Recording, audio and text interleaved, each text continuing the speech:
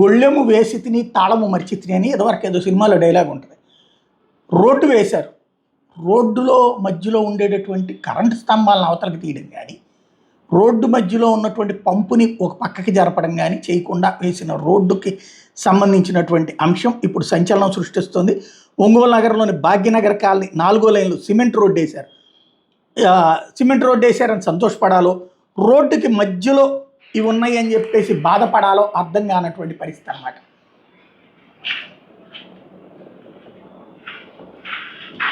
Visuals ఇప్పుడు social మీడియాలో viral అవుతున్నాయి కాబట్టి డైరెక్ట్గా తీస్తే వాళ్ళకి ఏదో ఇబ్బంది అవుతుందని చెప్పేసి సైడ్కి తీసినట్టున్నారు. దానివలన ఇట్లా కాసేపు ముందుకి కాసేపు నిలబెట్టుకుని కాసేపు వెనక్కి వస్తుంది అనమాట. అది పంపు రోడ్డు మధ్యలోకి.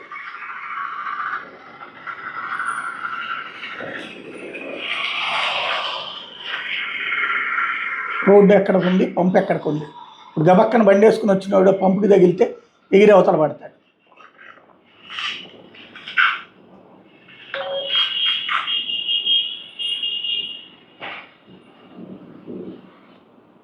కొన్ని కరెంట్ స్తంభాలు కూడా అట్లా ఉన్నాయి అన్నటువంటిది ఇప్పుడు ఇది పత్రికల్లో కూడా ప్రొజెక్ట్ చేసుకొచ్చినటువంటి పరిస్థితి.